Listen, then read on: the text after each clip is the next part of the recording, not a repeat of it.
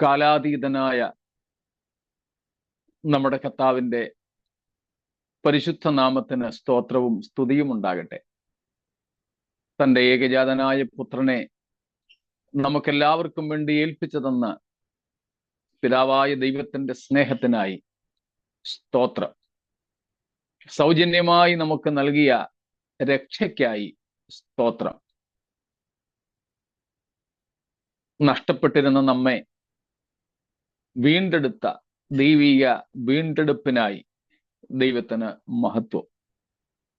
നമ്മുടെ വീണ്ടെടുപ്പുകാരനായി ക്രൂശിൽ പരമയാഗമായി തീർന്ന ക്രിസ്തുയേശുവിന്റെ നാമത്തിൽ ഉള്ള സ്നേഹ വന്ദനങ്ങളെ എല്ലാവർക്കും ആദരവോടെ വീണ്ടും അറിയിക്കുന്നു. ഇന്ന് രാത്രിയിലും നമുക്ക് തിരുവെഴുത്തുകളിലേക്ക് ശ്രദ്ധ കൊണ്ടുപോകുവാൻ, ദൈവവചനം പഠിപ്പാൻ ദൈവം നൽകിയിട്ടുള്ള അവസരങ്ങൾക്കായിട്ട് സ്തോത്രം. ഇന്നലെ വരെയുള്ള കാര്യങ്ങളിൽ എന്തെങ്കിലും സംശയങ്ങൾ അവശേഷിക്കുന്നുവോ? ഇന്നലെ നമ്മൾ പഠിച്ച വിഷയങ്ങളിൽ ബാക്കി 144,000 നമ്മൾ എത്തുന്നു.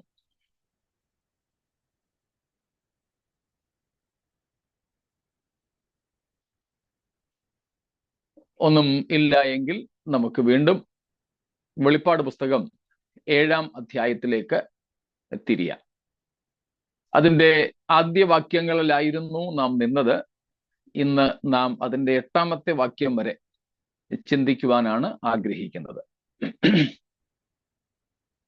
അവിടെ ഇസ്രായേലിലെ 12 ഗോത്രങ്ങളിൽ നിന്നും 12,000 വീതം 1,44,000 പേർ മുദ്രയേൽക്കുന്നതായിട്ട് കാണുന്നു. അവർ മുദ്ര ഏൽക്കുകയല്ല, സത്യത്തിൽ അവരെ ദൈവം മുദ്രയിടുകയാണ്. അവരെ മുദ്രയിടുന്നത് ദൈവം തന്നെ എന്ന് നമുക്ക് മനസ്സിലാക്കാം. അതിന് നമുക്ക് മനസ്സിലാകുവാനായിട്ട് ഇവിടെ ഒരു ദൂതനെ ദൈവം അതിനുവേണ്ടി നിയോഗിക്കുന്നതായിട്ട് കാണുന്നു. അപ്പോൾ ദൈവത്തിന്റെ മുദ്ര അവരുടെ മേൽ ഇടുന്നു എന്ന് നമുക്ക് മനസ്സിലാക്കുവാൻ സാധിക്കുന്നു. സ്തോത്രം.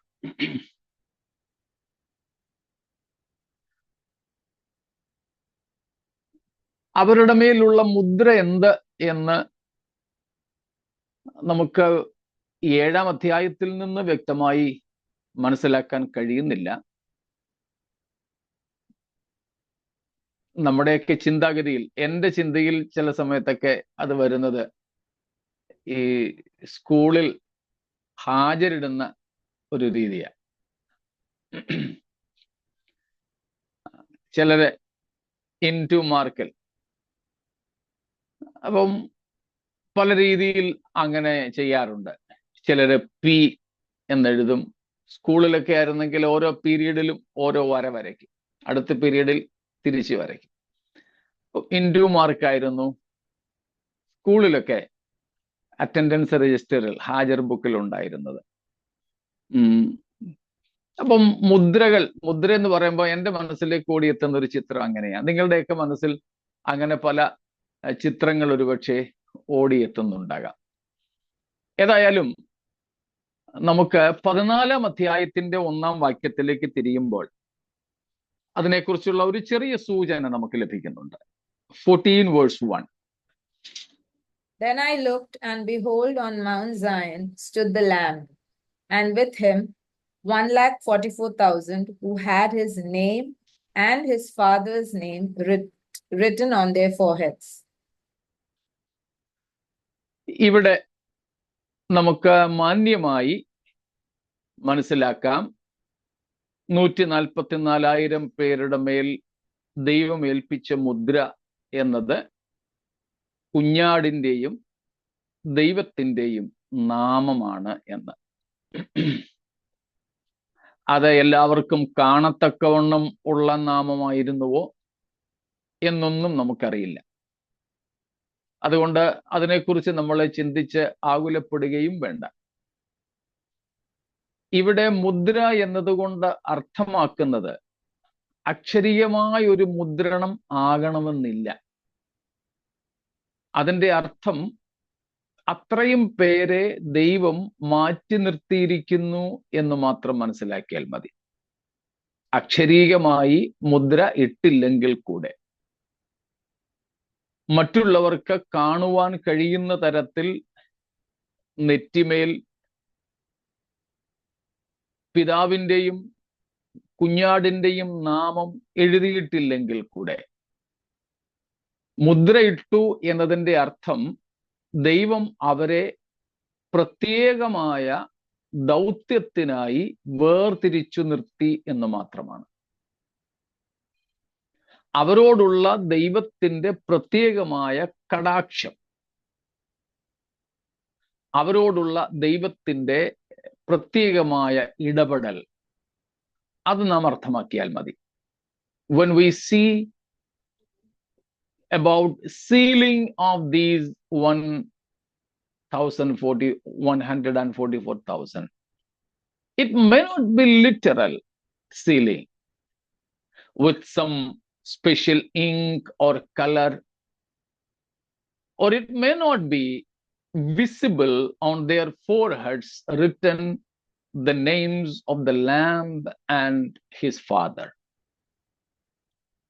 Simply it means setting these people apart for a divine purpose and keeping them from all dangers for the very purpose of God.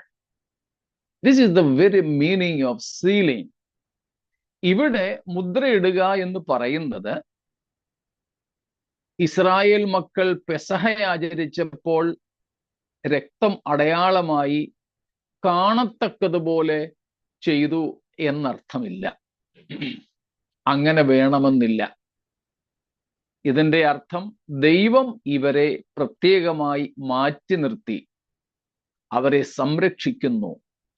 അവരിലൂടെ ദൈവം എന്തോ പ്രത്യേകമായ ദൗത്യം നിർവഹിക്കുന്നു. മറ്റുള്ളവർക്കോ തങ്ങൾക്ക് തന്നെയോ കണ്ണാടിയിൽ നോക്കുമ്പോൾ കാണത്തക്കവണ്ണമോ തൊട്ടു നോക്കുമ്പോൾ ഫീൽ ചെയ്യത്തക്കവണ്ണമോ ഒന്നും എഴുതി പിടിപ്പിച്ചിട്ടൊന്നും ഉള്ളതായിട്ട് ചിന്തിക്കേണ്ടതില്ല. അപ്പോൾ മുദ്ര എന്നതിൻ്റെ അർത്ഥവും മുദ്ര എന്താകാനാണ് സാധ്യതയെന്നും നമുക്ക് ഇവിടെ നിന്ന് മനസ്സിലായി. For setting apart these people for the Lamb of God and his Father. പിതാവായ ദൈവത്തിന്റെ പേരും കുഞ്ഞാടിന്റെ പേരും എഴുതി അവരെ ദൈവത്തിനായിട്ട് മാറ്റി നിർത്തുന്നു എന്ന അർത്ഥം. രണ്ടാമത്തെ കാര്യം, ഇവർ ആരാണ്? വളരെ വ്യക്തതയോടെ നമുക്കറിയാം. 7-ാമത്തെ അധ്യായത്തിൽ നമ്മൾ കാണുന്നു, ഇസ്രായേൽ ഗോത്രങ്ങളിൽ നിന്നുള്ളവരാണ്. അത് വളരെ എടുത്തെഴുതിയിരിക്കുന്നത് കൊണ്ട് അതാര് എന്ന ചോദ്യത്തിന് നമ്മൾ ഒത്തിരി തലപുകയേണ്ട ആവശ്യമില്ല. അവരെ കർത്താവ് വിളിക്കുന്നത് ദൈവത്തിന്റെ ദാസന്മാർ എന്നാണ്. 3-ാമത്തെ വാക്യത്തിൽ, വെളിപ്പാട് 7-ന്റെ 3-ാമത്തെ വാക്യത്തിൽ കർത്താവ് അവരെ വിളിക്കുന്നത് ദൈവത്തിന്റെ ദാസന്മാർ എന്നാണ്. ആ ദൈവത്തിന്റെ ദാസന്മാർ എന്നിവിടെ പറയുന്ന, അല്ലെങ്കിൽ ഇവിടെ പറയപ്പെടുന്ന 1,44,000 പേർ ഇസ്രായേൽ ഗോത്രങ്ങളിൽ നിന്നുള്ളവരാണെന്ന് എടുത്തു പറഞ്ഞിരിക്കുന്നത് കൊണ്ട് അത് വേറെ ആരെങ്കിലും ആണെന്ന് നാം സംശയിക്കേണ്ടതില്ല. ആ അഭിപ്രായങ്ങൾക്കൊന്നുമേ വിലയില്ലാത്തത് കൊണ്ട് അത് ആരല്ല എന്ന് പറയാൻ തുനിയുന്നില്ല. ഇസ്രായേല്യരല്ലാത്ത ആരുമല്ല എന്ന ഒറ്റ വാചകത്തിൽ നമുക്കതിന്റെ അർത്ഥം മനസ്സിലാക്കാം. Since they are specifically mentioned as people from the tribes of Israel, and Israel is a literal name, an ethnic group. They are also called Jews today. In biblical language, they are Israel, and in modern language, generally, they are called Jews.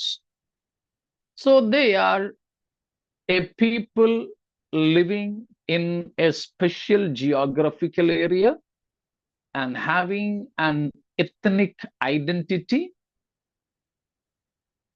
And therefore, these sealed people are of this particular group, this particular generation or nation, Israel. No one else. മറ്റാരുമല്ല. അതിനെ ഇനി സഭയെന്നോ TPM കാരെന്നോ യഹോവ സാക്ഷികളെന്നോ കല്യാണം കഴിക്കാത്ത പാസ്റ്റർമാരെന്നോ ഒന്നും അവരെക്കുറിച്ച് നമ്മൾ ചിന്തിക്കേണ്ടതില്ല. വളരെ കൃത്യതയോടെ നമുക്ക് അവർ ഇസ്രായേല്യരാണ് എന്ന് മനസ്സിലാക്കാം. പിന്നെ നമ്മുടെ ഇടയിൽ തന്നെ പലരും ചോദിച്ചൊരു ചോദ്യം, എന്തിന്റെ അടിസ്ഥാനത്തിലാണ് ദൈവം ഇവരെ തിരഞ്ഞെടുക്കുന്നത്? എന്തിനു വേണ്ടിയാണ് ഇവരെ തിരഞ്ഞെടുക്കുന്നത്? ആ രണ്ട് ചോദ്യങ്ങൾക്ക് ഉത്തരം നമുക്കിവിടെ കാണാൻ കഴിയുന്നില്ല. What is the criteria for these people to be sealed? We do not know what criteria, what is the very condition God sealing them with.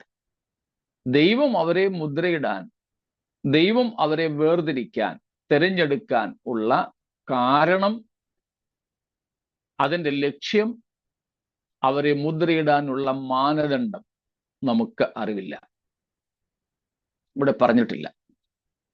എന്നാൽ നമുക്ക് ചില കാര്യങ്ങൾ അതിൽ നിന്ന് മനസ്സിലാക്കുവാൻ സാധിക്കും. മനസ്സിലാക്കുവാൻ കഴിയുന്നത് ഒന്നാമത്തെ കാര്യം, this selection or this election and sealing, all these things are solely depending upon the sovereignty of God. This rests upon the sovereign will of God. ദൈവത്തിൻ്റെ പരമാധികാരത്തിലും ദൈവത്തിൻ്റെ പരമമായ ഹിതത്തിലും മാത്രം ഇത് അടിസ്ഥാനപ്പെട്ടിരിക്കുന്നു എന്ന് നാം വിശ്വസിക്കുന്നതാണ് ഉത്തമം. അതിന് അടിസ്ഥാനം റോമാലേഖനം 9-ാമത്തെ അധ്യായം. 9-ാമത്തെ അധ്യായം അതിന്റെ 11-ാമത്തെ വാക്യം. Romans 9:11. Though they were not yet born and had done nothing either good or bad, in order that God's purpose of election might continue, not because of works, but because of him who calls. Praise God. Nothing is depending upon their works, but on the will of that one who calls. വേറെ ഒന്നുമല്ല അതിന്റെ അടിസ്ഥാനം, വിളിച്ചവന്റെ ഇഷ്ടം മാത്രമാണ്. വിളിച്ചവന്റെ ഇഷ്ടം മാത്രമാണ്. സ്തോത്രം. അതാണ് പറഞ്ഞത്. വേറെ ഒന്നും അതിനടിസ്ഥാനമായി നമുക്ക് കാണാൻ കഴിയുന്നില്ലെങ്കിലും ദൈവത്തിൻ്റെ പരമമായ ഇഷ്ടവും അധികാരവുമാണ് നമുക്കവിടെ കാണുവാൻ സാധിക്കുന്നത്. സ്തോത്രം.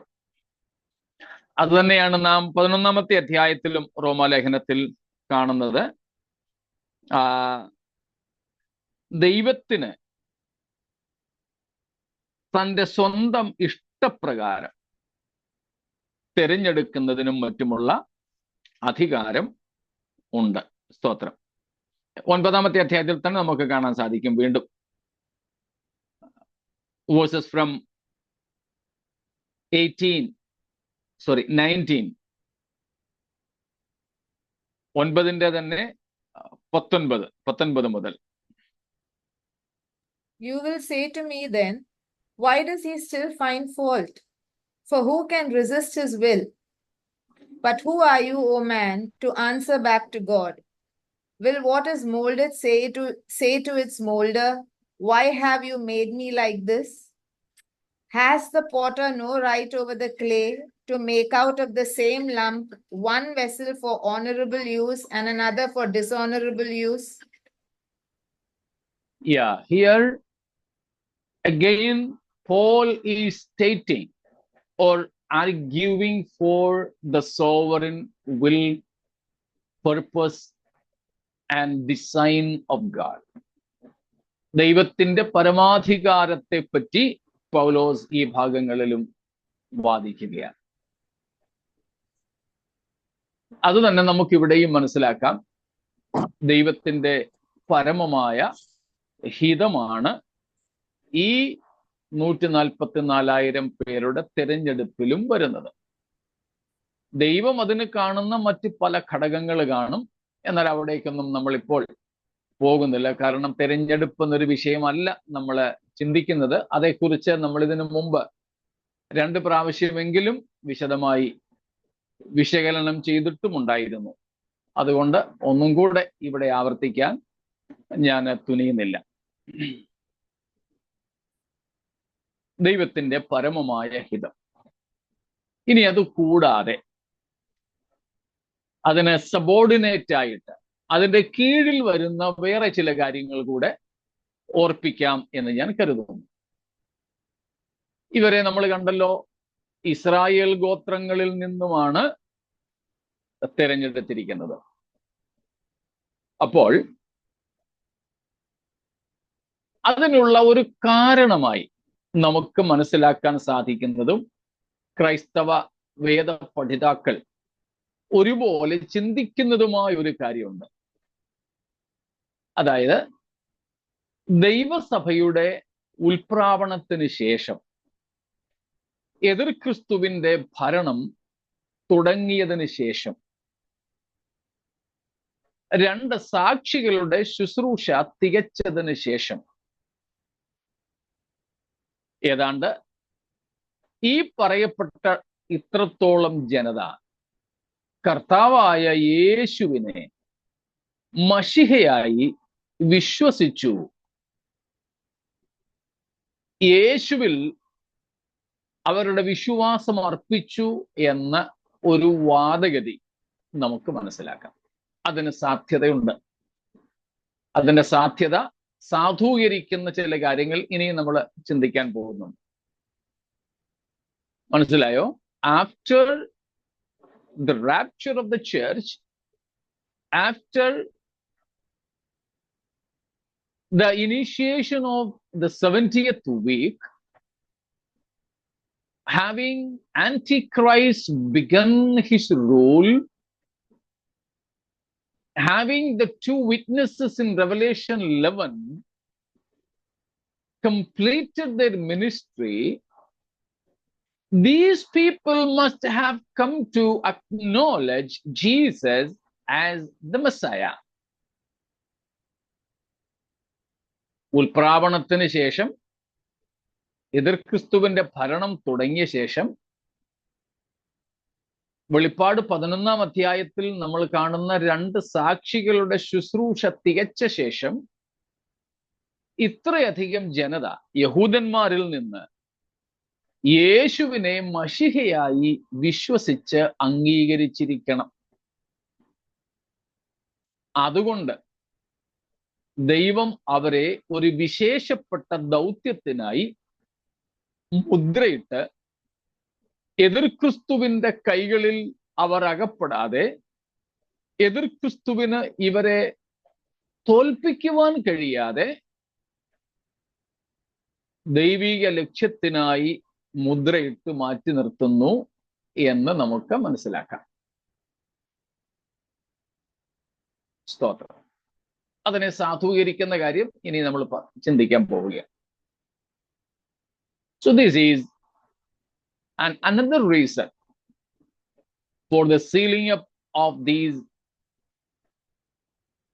people from 12 tribes. 12 ഗോത്രങ്ങളിൽ നിന്നും മുദ്രയിടപ്പെടാനുള്ളവരുടെ കാരണമായി രണ്ടാമത്തേതാണ് നമ്മളിപ്പോൾ ചിന്തിച്ചത്. അവർ യേശുവിനെ മശിഹയായി മഹാപീഡനകാലത്ത് വിശ്വസിച്ച് തങ്ങളെ തന്നെ സമർപ്പിച്ചവരാകാം. മൂന്നാമതൊരു റീസൺ എ തേർഡ് റീസൺ, മൂന്നാമതൊരു ഇവരുടെ തെരഞ്ഞെടുപ്പിനുള്ള കാരണം അല്ലെങ്കിൽ തെരഞ്ഞെടുപ്പിന്റെ വിധം. പഴയ നിയമ ഇസ്രായേലിലേക്ക് നോക്കിയാൽ നമുക്ക് മനസ്സിലാക്കാൻ സാധിക്കും. പ്രത്യേകമായ സമയങ്ങളിൽ ദൈവം മോശയോട് പറഞ്ഞിട്ടുണ്ട്, ഇസ്രായേൽ ഗോത്രങ്ങളിൽ നിന്ന് ചില പ്രത്യേക ദൗത്യത്തിനായി ചിലരെ തിരഞ്ഞെടുത്തുകൊള്ളുക. പ്രത്യേക ദൗത്യത്തിനായി. ഒരു ഉദാഹരണം പറഞ്ഞാൽ, അവർ യാത്ര ചെയ്ത് പോകുമളവിൽ കനാൻ ദേശം ഉറ്റുനോക്കുവാൻ വേണ്ടി ദൈവം മോശയോട് പറയുന്നുണ്ട്, ഓരോ ഗോത്രത്തിൽ നിന്ന് ഗോത്ര പ്രതിനിധികളായിട്ട് ചിലരെ തെരഞ്ഞെടുത്തുകൊള്ളണം. Numbers chapter 13 and verses 1 and 2. സംഖ്യാപുസ്തകം 13-ന്റെ 1-2 വാക്യങ്ങൾ. യഹോവ പിന്നെയും മോശയോട് അരുളി ചെയ്തത്, ഇസ്രായേൽ മക്കൾക്ക് ഞാൻ കൊടുക്കുവാനിരിക്കുന്ന കനാൻ ദേശം ഒറ്റുനോക്കേണ്ടതിന് ആളുകളെ അയക്കുക. അതത് ഗോത്രത്തിൽ നിന്നും ഓരോ ആളെ അയക്കണം. അവരെല്ലാവരും പ്രഭുക്കന്മാരായിരിക്കണം. അങ്ങനെ മോശ മതി. താഴോട്ട് അതിന്റെ വിശദീകരണമുണ്ട്. ഇതുപോലെ പല സന്ദർഭങ്ങളിൽ ഗോത്രങ്ങളിൽ നിന്ന് ഓരോരുത്തരെ തിരഞ്ഞെടുത്തിരുന്നു. കനാൻ നാട്ടിൽ എത്തിയ ശേഷവും നമുക്ക് കാണാൻ പറ്റും, യോശുവയുടെ പുസ്തകത്തിൽ കനാൻ ദേശം പിടിക്കുവാൻ ഓരോ ഗോത്രക്കാരെ ദൈവം അയക്കുന്നു. ഏത് ഗോത്രം മുൻപിൽ പോകണം, ആദ്യം പോകണം എന്നൊക്കെ അവർ ചോദിക്കുന്നുണ്ട്. യഹൂദ ഗോത്രം എന്ന് പറയുന്നുണ്ട്. അങ്ങനെ പഴയ നിയമ ഇസ്രായേലി ചരിത്രത്തിൽ നമുക്ക് കാണാൻ കഴിയുന്ന ഒരു കാര്യം, ഓരോ പ്രത്യേക ദൗത്യത്തിനായി ദൈവം ഓരോ ഗോത്രത്തിൽ നിന്നും ചിലരെ പ്രത്യേകമായും തെരഞ്ഞെടുത്തു. ഓരോ ഗോത്ര പ്രതിനിധികളായിട്ടാണ് അവർ തിരഞ്ഞെടുക്കപ്പെട്ടത്. ഇത്ര വലിയ സംഖ്യയിൽ നമ്മളെങ്ങും കാണുന്നില്ലെന്ന് മാത്രം.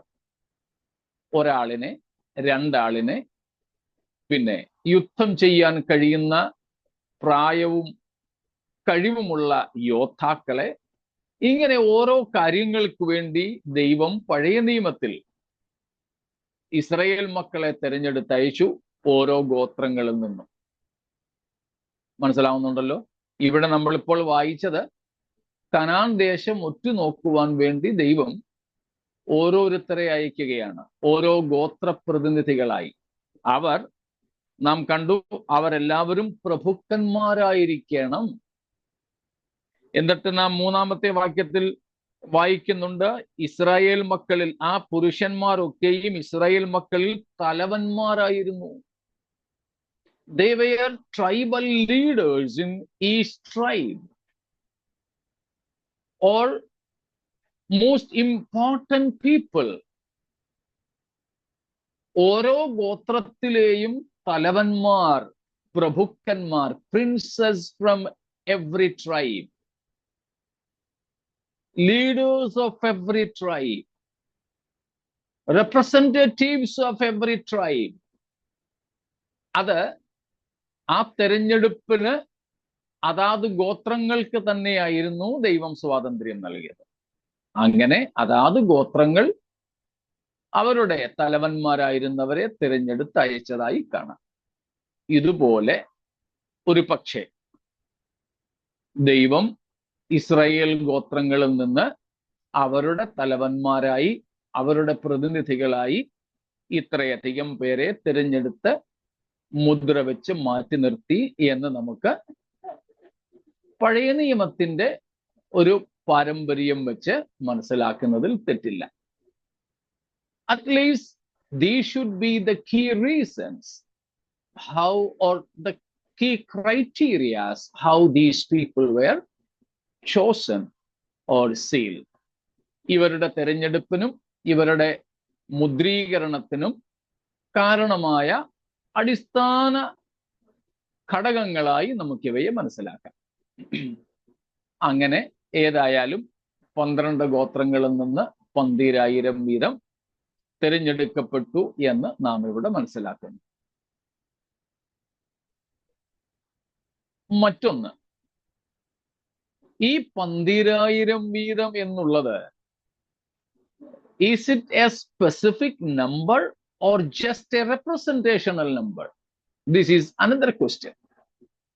മറ്റൊരു ചോദ്യം ഇതിൽ നിന്നും വരുന്നത്, ഈ 12,000 എന്നുള്ളത്, അല്ലെങ്കിൽ 12,000 വെച്ച് 144,000 എന്നുള്ളത് അതൊരു കൃത്യമായ കണക്കാണോ, അതോ വെറും ഒരു പ്രാതിനിധ്യ കണക്കാണോ? Is just a symbolic number or specific number? ഇതാണ് അടുത്തൊരു ചോദ്യം. അതിനും നമുക്ക് കൃത്യമായ ഉത്തരം ബൈബിളിന്റെ അകത്ത് പറയുന്നില്ല. അവിടെയും നമ്മുടെ അനുമാനം മാത്രമേ ഉള്ളൂ. രണ്ട് രീതിയിലും ചിന്തിക്കുന്നവരും പഠിക്കുന്നവരും പഠിപ്പിക്കുന്നവരും ഉണ്ട്. രണ്ട് രീതിയിലും നമുക്കിഷ്ടമുള്ളതുപോലെ അതുകൊണ്ട് അത് സ്വീകരിക്കാം. വ്യക്തിപരമായി ഞാൻ മനസ്സിലാക്കുന്നത്, വളരെ കൃത്യമായ ഒരു സംഖ്യ അവിടെ പറഞ്ഞിരിക്കുന്നത് കൊണ്ട് അത് സ്പെസിഫിക് ആണെന്ന് തന്നെയാണ്. It is my conviction, since it is very specifically given, it is A specific number of people sealed from every tribe of Israel. എന്റെ വ്യക്തിപരമായ അഭിപ്രായമാണ് ഞാൻ പറഞ്ഞത്. നിങ്ങൾക്ക് ഇഷ്ടമുള്ളതുപോലെ സ്വീകരിക്കാം. ചിലർ പറയുന്നത് ഇത് ഒരു പ്രതീകാത്മകമായ സംഖ്യയാണ്. ഇത്രയധികം പേർ എണ്ണമറ്റതുപോലെ ഇസ്രായേലിൽ നിന്ന് രക്ഷിക്കപ്പെടും എന്ന ഒരു വാദമുണ്ട്. അല്ല, അവരുടെ സംഖ്യ, രക്ഷിക്കപ്പെടുന്നവരുടെ, ഇസ്രായേലിലും രക്ഷിക്കപ്പെടുന്നവരുടെ സംഖ്യ പരിമിതമാണ്, ക്യാപ്പ് ചെയ്തിരിക്കുന്നു, ഇത്ര പേർക്കേ അവരുടെ കൂട്ടത്തിൽ രക്ഷയുള്ളൂ എന്നാണ് ഇതിന്റെ അർത്ഥം എന്ന് ചിന്തിക്കുന്നവരുമുണ്ട്.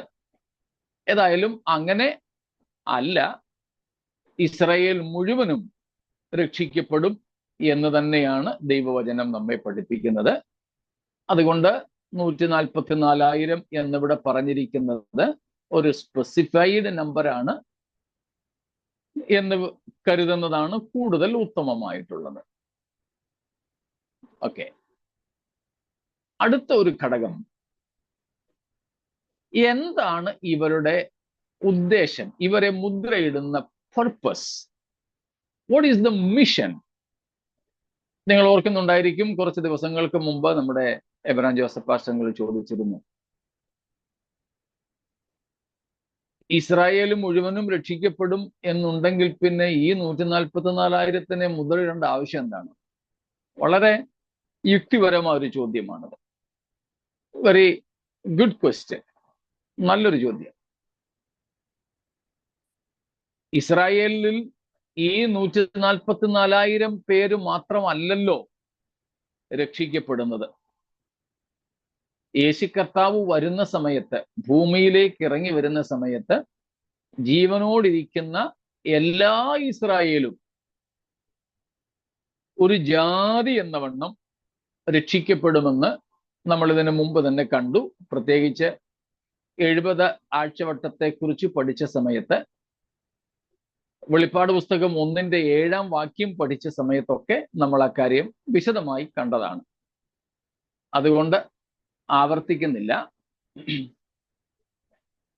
അപ്പോൾ ഇസ്രായേൽ മൊത്തമായി യേശുവിന്റെ മടങ്ങി വരവെങ്കിൽ മഹാപീഡനത്തിന് ശേഷം രക്ഷിക്കപ്പെടും.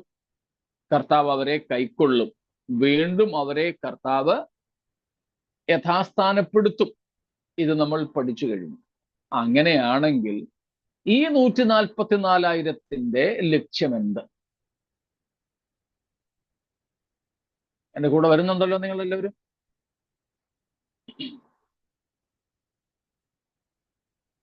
ഈ 144,000 മഹാപീഡനത്തിൽ നിന്ന് കേവലം രക്ഷപ്പെടുത്തുക മാത്രമാണ് ലക്ഷ്യമെങ്കിൽ അത് മുദ്രയിടാതെ തന്നെ ദൈവം ഇസ്രായേൽ മക്കളെ സംരക്ഷിക്കുന്നുണ്ടല്ലോ. അതുപോലെ ഈ മുദ്രീകരണത്തിന്റെ ആവശ്യമുണ്ടോ? അവിടെയാണ് ഇവരെ പ്രത്യേക ദൗത്യത്തിന് വേണ്ടി ദൈവം നിയോഗിക്കുന്നു എന്ന് മനസ്സിലാക്കാൻ സാധിക്കുന്നത്. നിങ്ങൾ ഓർക്കുന്നുണ്ടാവും, മുദ്രയുടെ അർത്ഥം പഠിച്ചപ്പോൾ 2 days back, 2 ദിവസം മുൻപാണെന്ന് തോന്നുന്നു, യേശുവിനെ പിതാവായ ദൈവം മുദ്രയിട്ടതായി യോഹന്നാൻ 6-ാം അധ്യായത്തിൽ നിന്നും നമ്മൾ വായിച്ചു.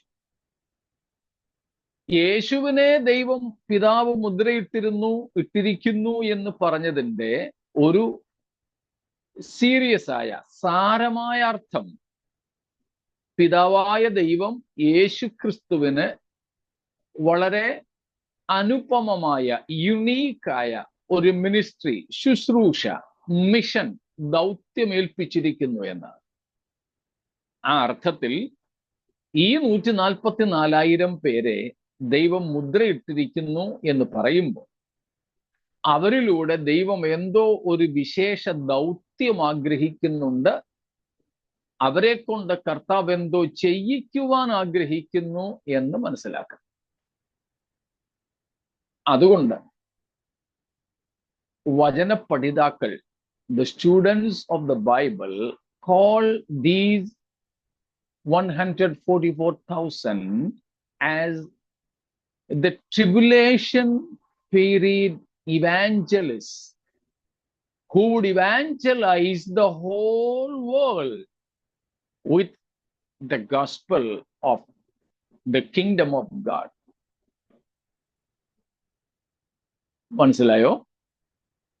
ഇവർക്കൊരു വിശേഷ ദൗത്യം നിർവഹിക്കുവാൻ മഹാപീഡനകാലത്ത് ദൈവം അവരെ നിയോഗിക്കുന്നു എന്ന അർത്ഥത്തിൽ വേദപഠിതാക്കൾ ഇവരെ വിളിക്കുന്ന പേര് മഹാപീഡനകാലത്തെ ലോക സുവിശേഷകന്മാരെന്നാണ്.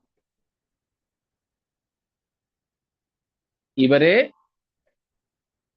സുവിശേഷകന്മാർ, മഹാപീഡനകാലത്തെ സുവിശേഷകന്മാർ എന്നാണ് പൊതുവെ വിളിക്കുന്നത്.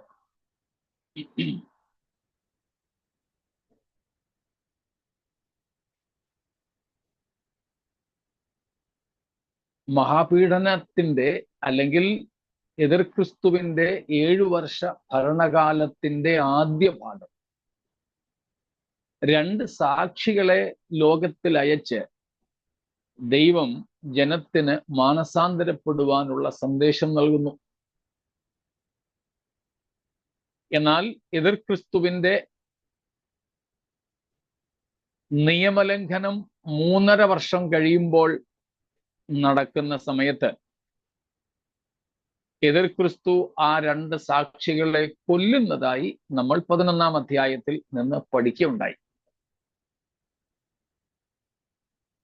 എന്നാൽ ബാക്കിയുള്ള മഹാപീഡനത്തിന്റെ, അതികഠിനമായ പീഡനയുടെ 2-ാം പകുതിയിൽ ദൈവം ഈ 144,000 പേരെ തൻ്റെ വചനവുമായി നിർത്തുന്നു. അവർ സുവിശേഷകന്മാരായി ലോകത്തെവിടെയും ദൈവരാജ്യം സമീപിച്ചിരിക്കുന്നു എന്നുള്ള സുവിശേഷം, മശിഹ ഭരണമേൽക്കാൻ പോകുന്നു എന്നുള്ള സുവിശേഷം എല്ലായിടത്തും പറയും. നാം മത്തായി 24-ലും ലൂക്കോസ് 21-ലും ഒക്കെ കാണുന്നത് പോലെ അവർ എല്ലായിടവും 24-ന്റെ 14-ാമത്തെ വാക്യം, മത്തായി 24:14, 24:14 മാത്യു. രാജ്യത്തിന്റെ ഈ സുവിശേഷം സകല ജാതികൾക്കും സാക്ഷ്യമായി ഭൂലോകത്തിലൊക്കെയും പ്രസംഗിക്കപ്പെടും, അപ്പോൾ അവസാനം വരും. ഭൂലോകത്തിലൊക്കെയും പ്രസംഗിക്കപ്പെടും. ആരാ പ്രസംഗിക്കുന്നത്? ഇവരാകാനാണ് ദൈവം അവരെ നിയമിച്ചാക്കുന്നത്. നമ്മൾ നേരത്തെ തന്നെ കണ്ടു, ഇത് ഇപ്പോഴത്തെ ദൈവ കൃപയുടെ സുവിശേഷ ഘോഷണത്തെ കുറിച്ചല്ലെന്ന്. ഓർമ്മ കാണുമല്ലോ നിങ്ങൾക്ക്. ഈ മത്തായി 24:14 വാക്യം ഇന്ന് നമ്മൾ വിശ്വസിക്കുകയും പ്രസംഗിക്കുകയും ചെയ്യുന്ന ദൈവകൃപയുടെ സുവിശേഷത്തെ കുറിച്ചല്ല, പകരം രാജ്യത്തിന്റെ സുവിശേഷത്തെ കുറിച്ചാണ്. ഇത് പ്രസംഗിക്കുവാൻ അന്ന് നമ്മൾ ആരും, ദൈവസഭ ലോകത്തിൽ ഉണ്ടാവില്ല. ഈ സംഭവങ്ങൾക്കൊക്കെ മുമ്പ് തന്നെ ദൈവസഭ എടുക്കപ്പെടും. പിന്നെ ആരാണിത് പ്രസംഗിക്കുന്നത്? ആ പ്രസംഗത്തിന് വേണ്ടിയാണ് ദൈവം ഇവരെ നിയമിച്ചാക്കുന്നത്. ആ ദൗത്യ നിർവഹണം പൂർത്തീകരിക്കുവാൻ എതിർക്രിസ്തുവിന്റെ ഭരണകാലത്തും ദൈവം ഇവർക്ക് വിശേഷമായ കൃപ നൽകും. ഇവരുടെ മേലുള്ള മുദ്ര നിമിത്തം സാത്താനാകട്ടെ, ദൈവ ന്യായവിധി നടപ്പാക്കുന്ന ദൂതന്മാർക്കാകട്ടെ ഇവർക്ക് ദോഷം വരുത്തുവാൻ കഴിയുകയില്ല. സ്തോത്രം. Understood? Now we believe as well as preach the gospel of the grace of God. But here what Christ said in Matthew 24:14 is about the gospel of the kingdom of God. And it is very clearly stated that before the end comes, the gospel of the kingdom should be preached to all nations in the whole world. For Christ to come for the church, it's not necessary that the gospel of Jesus Christ, the gospel of the grace of God, should be preached everywhere and to every creature. യേശുക്രിസ്തു സഭയെ ചേർക്കാൻ വരുന്നതിന് വേണ്ടി സുവിശേഷം ലോകമെങ്ങും അറിയണം എന്ന ഒരു നിർബന്ധം ബൈബിൾ പറയുന്നില്ല. ആവർത്തിക്കുന്നു, ജാതികളുടെ സംഖ്യ പൂർണ്ണമായി ചേർന്നാൽ മാത്രം മതിയാകും. എന്നാൽ ലോകാവസാനം വരുന്നതിനോ ലോകം മുഴുവനും സുവിശേഷം കേൾക്കേണ്ടതുണ്ട്. അത് കഴിഞ്ഞേ ലോകാവസാനം വരൂ, അല്ലെങ്കിൽ ലോകാവസാനത്തിന് മുൻപ് ലോകത്തിലുള്ള സകല ജാതികളോടും ഭൂലോകമൊക്കെയും ദൈവരാജ്യത്തിന്റെ സുവിശേഷം പ്രസംഗിക്കപ്പെടും. ആരാണെന്ന് പ്രസംഗിക്കുന്നത്? നമ്മളാരും ഇവിടെ ഉണ്ടാവില്ല. അന്ന് ആ സുവിശേഷം പ്രസംഗിക്കുവാൻ ദൈവം നിയമിച്ചാക്കുന്നവരാണ് ഈ 1,44,000. അവർ എതിർക്രിസ്തുവിന്റെ മഹാപീഡനം നടക്കുന്ന സമയത്തും ദൗത്യം നിർവഹിച്ചുകൊണ്ടേയിരിക്കും. അവർക്ക് ദോഷം വരുത്താൻ എതിർക്രിസ്തുവിന്റെ ആളുകൾക്കും കഴിയില്ല. എന്ന് പറഞ്ഞാൽ സാത്താനും അവന്റെ കൂട്ടർക്കും സാധ്യമല്ല. അതുപോലെ ദൈവ ന്യായവിധി നടത്തുവാൻ അയക്കപ്പെടുന്ന ദൂതന്മാർക്കും കഴിയില്ല. അവർ സുരക്ഷിതരായി മഹാപീഡനകാലത്തും അവരുടെ ദൗത്യം നിർവഹിച്ചു കൊണ്ടിരിക്കും. സുഗമമായിരിക്കില്ല, പക്ഷെ അവർ സുരക്ഷിതരായിരിക്കും. Got it? It may not be easy for them to accomplish their task, but they would not be martyred. അവർ രക്തസാക്ഷികളാകുകയില്ല, അവരെ കൊല്ലാൻ കഴിയുകയില്ല, അവർക്ക് മരണം ആ കാലങ്ങളിൽ ഉണ്ടാവില്ല. പക്ഷേ അവർ ദൈവം അവരെ ഏൽപ്പിച്ച ദൗത്യം നിർവഹിച്ചിരിക്കും.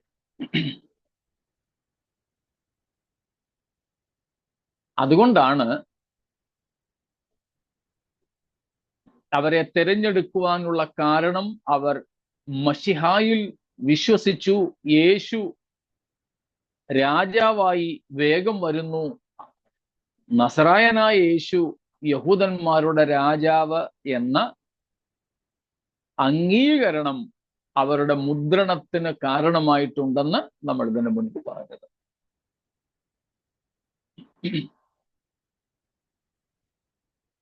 ഇത്രയും കാര്യങ്ങൾ വ്യക്തമാണോ? ഇതിലെന്തെങ്കിലും വിശദീകരണം വേണമോ? ചോദിച്ചാൽ. ദൈവം തന്നെ അവരെ മുദ്രയിട്ടിരിക്കുന്നു എന്ന് അറിയുന്നത് കൊണ്ടാണോ എതിർ ക്രിസ്തുവും മറ്റാരും അവരെ ഉപദ്രവിക്കാത്തത്?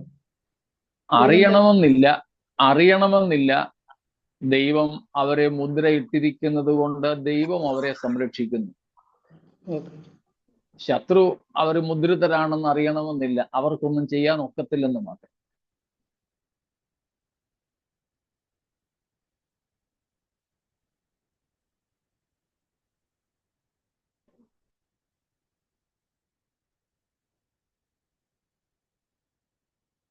മറ്റെന്തെങ്കിലും?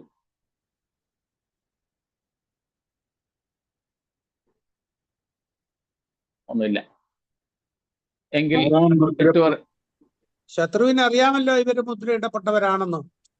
കാരണം നെറ്റിയിലൊക്കെ എഴുതി. അതാ നമ്മൾ നേരത്തെ പറഞ്ഞത്, ശത്രുക്കൾക്കോ മറ്റുള്ളവർക്കോ കാണത്തക്കതുപോലെ ആ മുദ്ര വേണമെന്നില്ല. ആ മുദ്ര കണ്ടതുകൊണ്ട് എന്നാ പിന്നെ ദൈവത്തിന്റെ അവരെ വിട്ടേക്കാമെന്ന് ശത്രു ചിന്തിക്കത്തുമില്ല. പകരം അങ്ങനെ കാണത്തക്കവണ്ണം ഇല്ലെങ്കിൽ കൂടെ, നമ്മൾ കണ്ടല്ലോ വെളിപ്പാട് പുസ്തകത്തിൽ പറഞ്ഞിരിക്കുന്ന പല കാര്യങ്ങളും നമുക്ക് മനസ്സിലാകാൻ വേണ്ടി പ്രതീകാത്മകമായിട്ടാണ്. നെറ്റിമേൽ മുദ്ര എന്ന് പറയുമ്പോൾ അക്ഷരീയമായി തന്നെ വേണമെന്നില്ല എന്ന് നമ്മൾ അതുകൊണ്ടാണ് മുമ്പേ പഠിച്ചത്. അക്ഷരീയമാകാം ഒരു പക്ഷേ, എന്നാൽ അക്ഷരീയമാകണമെന്നുമില്ല.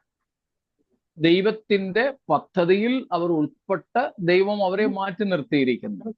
ആ പരിരക്ഷ ദൈവം അവർക്ക് നൽകുന്നു. തെളിവായിട്ട് ദാനിയേലിന്റെ പുസ്തകത്തിലെ എബ്രായ ബാലന്മാർ ഹനന്യാവും മിശായേലും അസരിയാവും, അവരെ പുറമേ നോക്കിയാൽ പ്രത്യേകിച്ചൊരു അടയാളവും ഇല്ല. ആർക്കും കാണത്തക്കതുപോലെയുള്ള അടയാളങ്ങളൊന്നുമില്ല. അവരെ തീയിലേക്ക് വലിച്ചെറിഞ്ഞു. പക്ഷേ അവർ അവിടെ സുരക്ഷിതരായിരുന്നു. അവർ സുരക്ഷിതരായിരുന്നെന്ന് ഇന്ന് നമ്മളും മനസ്സിലാക്കുന്നു. അന്ന് രാജാവ് ഉൾപ്പെടെ എല്ലാവരും മനസ്സിലാക്കി. എന്നാൽ അത് കാണത്തക്കവണ്ണം അത് സംഭവിക്കുവോളം പുറമെ യാതൊരു അടയാളങ്ങളും ഉണ്ടായിരുന്നില്ല. അതുപോലെ ദാനിയേൽ, ബാഹ്യമായ അടയാളങ്ങളൊന്നും ഇല്ലാതെ ഇരുന്നിട്ടും ദൈവം ആ പ്രതികൂല ഘട്ടങ്ങളിൽ അവരെ സംരക്ഷിച്ചു നിർത്തി, സുരക്ഷിതരാക്കി നിർത്തി. ഇതുപോലെ പുറമേ കാണത്തക്കവണ്ണം ഒന്നും ഇല്ലെങ്കിലും ശത്രുവിനാകട്ടെ മിത്രങ്ങൾക്കാകട്ടെ കാണത്തക്കവണ്ണം പുറമേ ഒന്നുമില്ലെങ്കിലും ദൈവത്തിന്റെ പരിപാലനമാണ് അവർക്കൊപ്പമുള്ളത്. അതുകൊണ്ട് ശത്രു ആഗ്രഹിച്ചാലും അവർക്ക് ദോഷം ചെയ്യാനായിട്ട് കഴിയുമായിരുന്നില്ല. ഏതായാലും നമുക്ക് സാമാന്യമായിട്ട് ഊഹിക്കാൻ കഴിയും, ദൈവത്തിന്റെ മുദ്ര ഉണ്ടെന്നും പറഞ്ഞ് എതിർ ക്രിസ്തു അന്നപ്പോട്ടെ ഇവര് ദൈവത്തിന്റെ വകയാന്നും പറഞ്ഞ് വിടുകയൊന്നുമില്ല. അത് അവനൊരു വിഷയമേ അല്ല. ആ മുദ്രയുടെ അർത്ഥം ദൈവം അവരെ വേർതിരിച്ചെന്നും ദൈവം അവരെ സംരക്ഷിക്കുന്നുവെന്നും ദൈവം അവർക്കൊരു ദൗത്യം ഏർപ്പെടുത്തിയിരിക്കുന്നു എന്നും മാത്രം ചിന്തിക്കുന്നതാണ് കൂടുതൽ യുക്തമായിട്ടുള്ളത്. അല്ല മാസ്റ്ററെ, അന്നേരം ഈ 666 എന്നുള്ള മുദ്ര ലിറ്ററലി കൈമേലും നെറ്റിമേലും അല്ലയോ, അതോ ഇവിടുത്തെ ചിപ്പ് അടിച്ചു കയറ്റുകയാണോ? അത് ചിപ്പ് തന്നെ ആകണം. കാരണം അതിൽ വെറും ഒരു ആത്മീയ ഇടപാടല്ലുള്ളത്. അക്ഷരികമായ ഇടപാടുകൾ, കച്ചവടം, കൊടുക്കൽ വാങ്ങലുകൾ ഒക്കെ അതിനകത്ത് വേണ്ടതുകൊണ്ട് ആ ഒരു സ്കാനിങ് സിസ്റ്റം ഉണ്ടായേ പറ്റൂ. ആ സിസ്റ്റം പക്ഷേ ഇവിടെ ഈ 144,000 കേസിൽ വേണ്ട. രണ്ടും മുദ്രണമാണെങ്കിലും രണ്ടിലും വളരെ വ്യത്യാസമുണ്ട്. എതിർ ക്രിസ്തുവിന്റെ മുദ്ര ഏൽക്കുന്നത് അത് പുറമെ തിരിച്ചറിയണം. തിരിച്ചറിഞ്ഞെങ്കിലേ അവരെ കൊല്ലാതെ എതിർ ക്രിസ്തുവിന്റെ കൂട്ടർ വിടത്തുള്ളൂ. ആ മുദ്ര തിരിച്ചറിഞ്ഞെങ്കിലേ അവർക്ക് റേഷൻ വല്ലതും കിട്ടുള്ളൂ. അന്നെല്ലാം റേഷൻ ആയിരിക്കും. എത്ര അദാനി, അംബാനിയും ബിൽഗേറ്റ്സും ഉണ്ടായാലും ദരിദ്രന്മാർക്ക് കിട്ടുന്ന റേഷനെ അവർക്കും കിട്ടുള്ളൂ. ഇപ്പം UK-യിലും യൂറോപ്പിലും അമേരിക്കയിലും ഒക്കെ ജോലിയില്ലാത്തവർക്ക് സർക്കാർ എന്തുവാ കൊടുക്കുമല്ലോ, അവരുടെ സോഷ്യൽ സെക്യൂരിറ്റി. അതുകൊണ്ട് അങ്ങനെയാണല്ലോ പറയുന്നത്, ഫുഡ് സ്റ്റാമ്പ്. ഓക്കെ. അത് ഏതൊരു പുള്ളിക്കായാലും ജോലിയില്ലെന്ന് പറഞ്ഞാൽ അവരുടെ ബാക്കിയൊന്നും അടിസ്ഥാനം ഇല്ലാതെ കൊടുക്കുന്നത് പോലെ ഒരേപോലെ തന്നെയാണ് എല്ലാവർക്കും.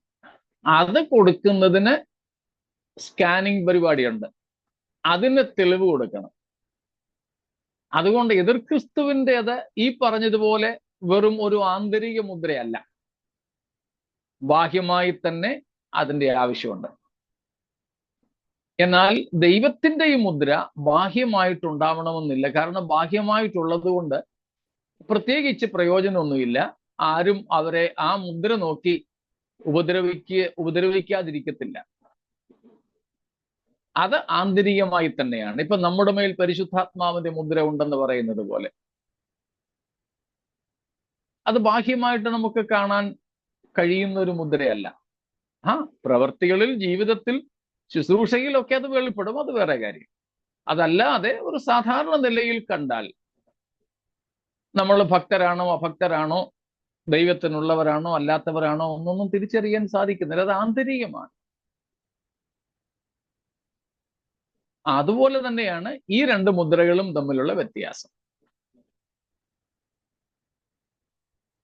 അതുകൊണ്ട് ചിപ്പ് തന്നെയാണെന്ന് മനസ്സിലാക്കുന്നതിൽ നമുക്ക് തെറ്റില്ല. അതുകൊണ്ടാണ് എവിടെയും ഒളിഞ്ഞിരിക്കാൻ കഴിയാത്തത്. ഇപ്പം GPS ഉള്ള വണ്ടികൾ പോലെ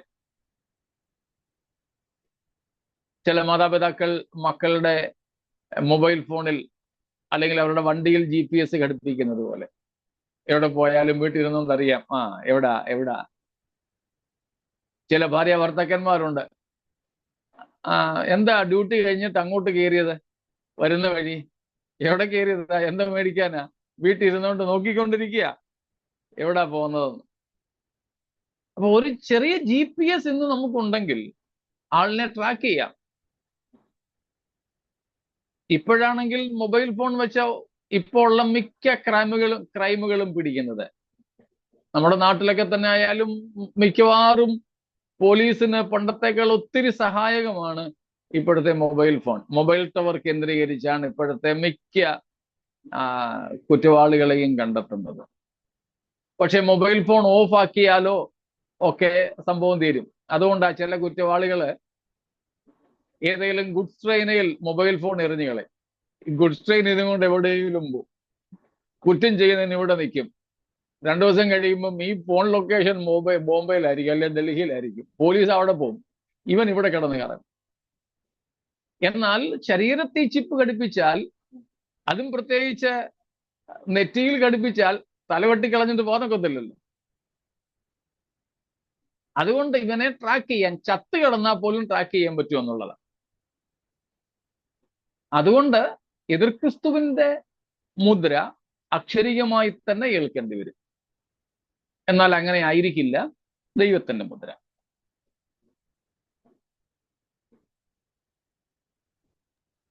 ആറാം മുദ്ര പൊട്ടിച്ചതിന് ശേഷമല്ലേ 144,000 മുദ്ര വരുന്നത്? അവസാന സമയത്തല്ലേ നടക്കുന്നത്? ഇത് നമുക്ക് എഴുതി തന്നിരിക്കുന്നത് അങ്ങനെ ആണ്.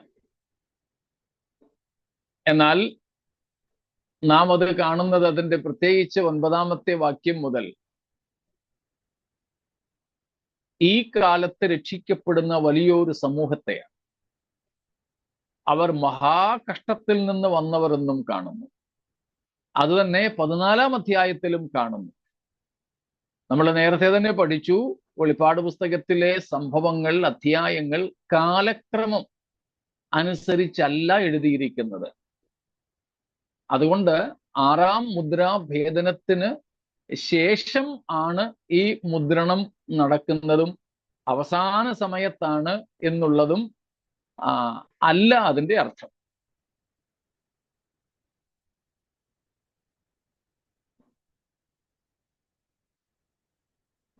ഇവരും തീർച്ചയായും പീഡകൾ ഇവർക്കുണ്ടാവും. പക്ഷേ അവരാരും തന്നെ രക്തസാക്ഷികളാവുകയില്ല. ഈ പീഡനങ്ങളിലൂടെ അവർ പോകും, പക്ഷെ അതവരെ ദോഷകരമായി മരണത്തിനായിട്ട് അവരെ ബാധിക്കത്തില്ല എന്ന് മാത്രം. അവരന്ന് ജീവിച്ചിരിക്കുന്ന മറ്റെല്ലാ യഹൂദന്മാരും ഇസ്രായേല്യരും ഉൾപ്പെടെ ഉള്ളവരോട് പ്രസംഗിക്കും. They will preach to the Gentiles as well as the Israelites.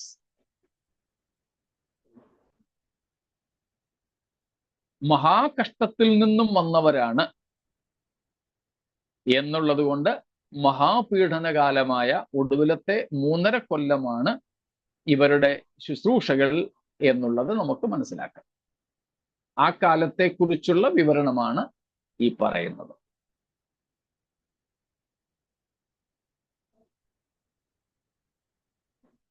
ഈ സംഭവങ്ങൾക്കൊക്കെ ശേഷമാണല്ലോ 13-ാം അധ്യായത്തിലെ എതിർക്രിസ്തുവിന്റെ ആവിർഭാവം നാം കാണുന്നത്. അതുകൊണ്ട് ഇതെല്ലാം കഴിഞ്ഞതിന് ശേഷമാണ് എതിർക്രിസ്തു വരുന്നത് എന്നല്ല അവിടുത്തെ അർത്ഥം. ആ ഒരു കാലക്രമം അനുസരിച്ചല്ല ഇതിലെ റെക്കോർഡ്സ് ഇതിൽ എഴുതി വെച്ചിരിക്കുന്നത് എന്നാണ് അതിന്റെ സാരം. അദ്ദേഹത്തിന്റെ തുടക്കം അതിനുശേഷം എന്ന് പറഞ്ഞ് അതുകൊണ്ട് ചോദിച്ചാൽ അതെ അതെ യോഹന്നാനെ അത് കാണിച്ചു കൊടുത്തത്. യോഹന്നാൻ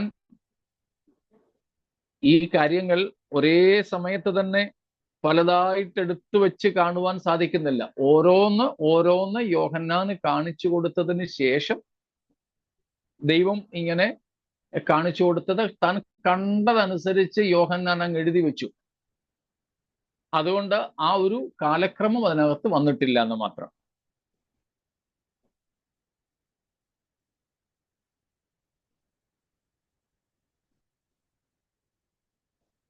അപ്പം 13-ാം അധ്യായത്തിൽ തന്നെ അപ്പോൾ 10 കൊമ്പും 7 തലയും, എപ്പോൾ ഈ 11 വരെയുള്ള അധ്യായങ്ങളിലെ മുഴുവൻ സംഭവങ്ങളും തീർന്നതിന് ശേഷം 11-ന്റെ 19 നമ്മൾ കാണുന്നത് അപ്പോൾ സ്വർഗത്തിലെ ദൈവാലയം തുറന്നു, ദൈവത്തിന്റെ നിയമപെട്ടകം ദൈവത്തിന്റെ ആലയത്തിൽ പ്രത്യക്ഷമായി, മിന്നലും നാദവും ഇടിമുഴക്കവും ഭൂകമ്പവും വലിയ കന്മഴയും ഉണ്ടായി. അവിടെ സ്വർഗീയ കവാടം തുറക്കുന്നു, സ്വർഗീയ ദേവാലയം തുറക്കപ്പെടുന്നു. അതിനൊക്കെ ശേഷമാണ് ഈ 13-ാം അധ്യായത്തിലേക്ക് വരുമ്പോൾ അപ്പോൾ എതിർക്രിസ്തു എന്ന മൃഗം കയറി വരുന്നത് കാണുന്നത്. അതാണ് കാലക്രമം. അതിന്റെ ശേഷമെന്ന് പറഞ്ഞത് കൊണ്ടോ അപ്പോൾ എന്ന് പറഞ്ഞത് കൊണ്ടോ അതിന് തൊട്ടു പുറകിൽ പറഞ്ഞിരിക്കുന്ന സംഭവത്തിന് ശേഷമെന്ന് അർത്ഥമില്ല. അതിനെ മൊത്തം സംഭവങ്ങളെയും കൂടെ എടുത്തു വെച്ച് നമുക്ക് മനസ്സിലാക്കിയെങ്കിലേ പറ്റുള്ളൂ. അല്ല, സഭ ഇവിടുന്ന് പോയാൽ അന്നേരം തന്നെ എതിർക്രിസ്തുവിന്റെ ഭരണം തുടങ്ങത്തില്ലയോ? അന്നേരം തന്നെ എന്ന് പറഞ്ഞാൽ ഏതായാലും സഭ പോകുന്നു ആ നിമിഷത്തിൽ എന്നർത്ഥമില്ല. ഒരു ചെറിയ ഇടവേള തീർച്ചയായും കാണും. അത് എത്ര ദിവസത്തെ ആണെന്നോ മാസങ്ങളിലെ ആണെന്നോ നമുക്കറിയില്ല. അന്നേരം 3.5 കൊല്ലത്തെ കാലാവധി കഴിയുമ്പോഴാണോ 13-ാം അധ്യായത്തിലുള്ള കാര്യങ്ങൾ ഒക്കെ സംഭവിക്കാൻ തുടങ്ങുന്നത്. അതെ, എതിർ ക്രിസ്തു നേരത്തെ തന്നെ ഉണ്ടെങ്കിലും അവൻ ഒരു സാധാരണ മനുഷ്യനായി, നമ്മൾ ദാനിയേൽ 9-ാം അധ്യായത്തിൽ കണ്ടതുപോലെ വളരെ സമാധാനപ്രിയനായി, നല്ല ഡിപ്ലോമാറ്റായി, ഒരു നല്ല നയതന്ത്രജ്ഞനായി, ലോക മാനവ പ്രശ്നങ്ങൾക്ക് പരിഹാരം കാണുന്നവനായിട്ടാണ് അവതരിക്കുന്നത്. അവനെ അങ്ങനെ ആൾക്കാർ കാണുകയുള്ളൂ. മറ്റൊരു വിധത്തിൽ ഇസ്രായേൽ പോലും അവനെ തെറ്റിദ്ധരിക്കുന്നില്ല എന്നത് നമ്മൾ ദാനിയേൽ 9-ൽ നിന്നും മനസ്സിലാക്കി. അപ്പോൾ അങ്ങനെയായിരിക്കും അവന്റെ ആവിർഭാവം. എന്നാൽ അവന്റെ തനി രൂപം കാണുന്നത് ഒടുവിലത്തെ 3.5 കൊല്ലം ആയിരിക്കും. അതിന് കാരണം 12-ാം അധ്യായത്തിലുണ്ട്. സാത്താൻ ഭൂമിയിലേക്ക് തള്ളപ്പെടുന്നു. അതുവരെ കാര്യങ്ങളൊക്കെ ഇങ്ങനെ സ്മൂത്ത് ആയിട്ട് തന്നെ പോകുന്നതായിട്ട് മനസ്സിലാക്കാം.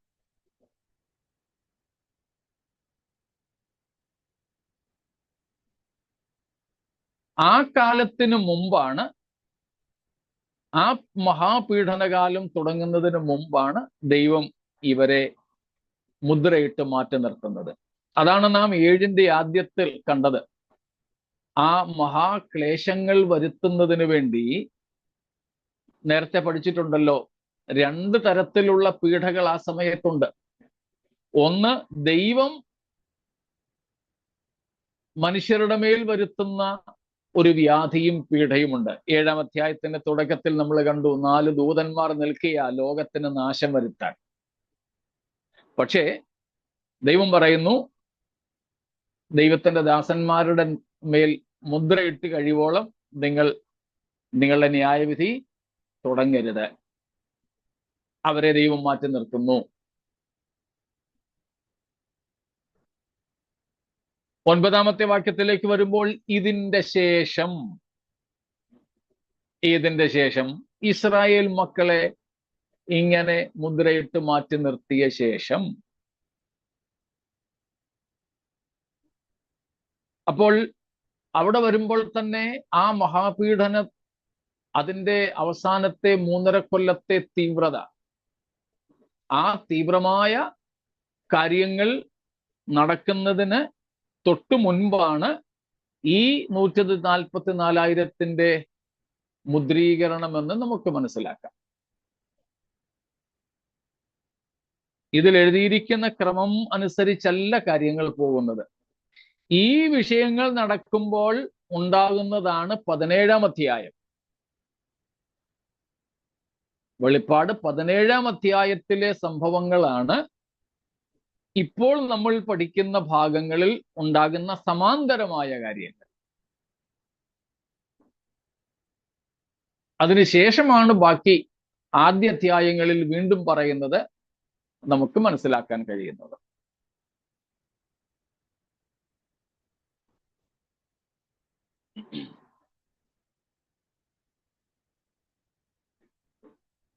എത്ര കാലം അവരെ മുദ്രയിടാൻ വേണ്ടി വന്നു എന്നുള്ളതൊന്നും അവിടെ പറയുന്നില്ല. ദൈവത്തിന് അതിനുവേണ്ടി അങ്ങനെ അധിക സമയം ഒട്ടു വേണ്ടതാണ്.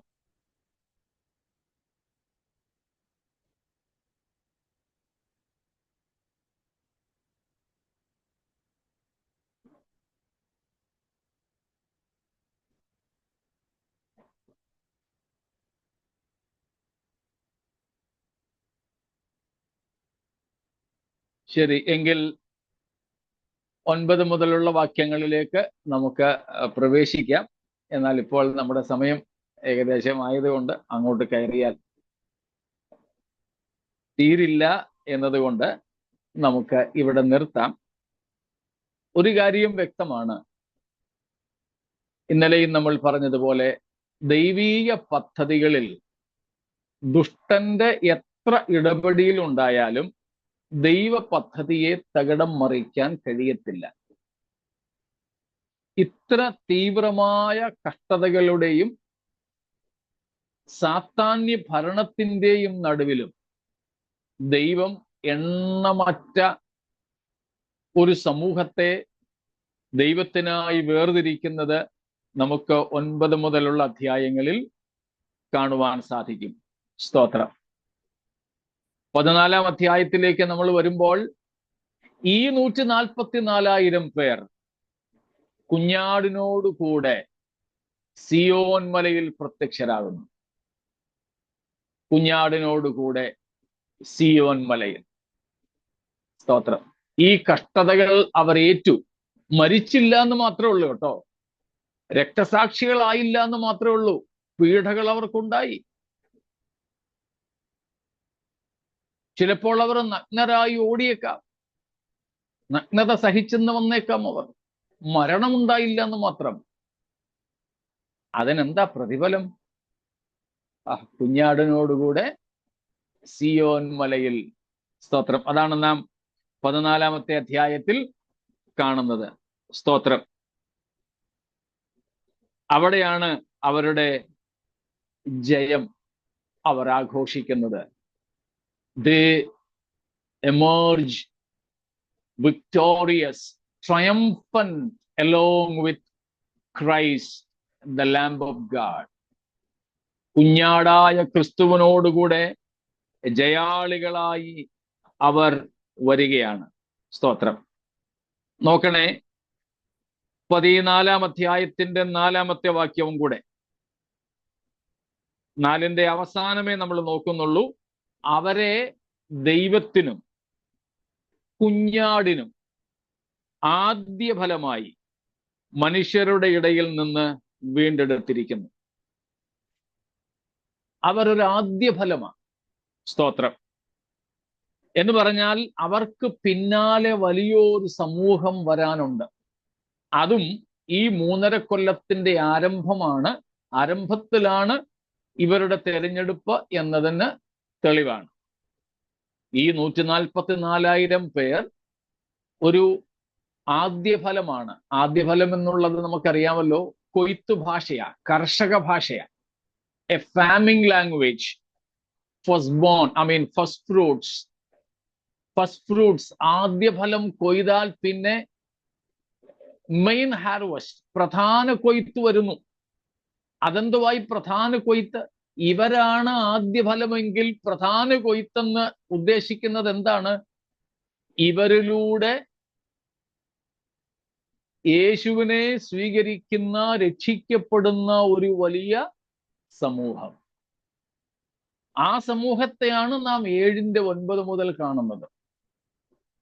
ഇവർ മഹാപീഡനകാലത്ത് രക്ഷിക്കപ്പെടുന്ന എണ്ണമറ്റ സമൂഹത്തിന്റെ ആദ്യ ഫലമായിട്ട് ദൈവം അവരെ തിരഞ്ഞെടുക്കുകയാണ്. അതും ഈ 3.5 കൊല്ലത്തിന്റെ ആരംഭത്തിലാണ് ഇവരുടെ തിരഞ്ഞെടുപ്പ്, ഇവരുടെ മുദ്ര എന്നുള്ളതിന് തെളിവാണ്. അപ്പോൾ ആദ്യ ഫലമായിട്ട് ഇവരെ തിരഞ്ഞെടുക്കുന്നു.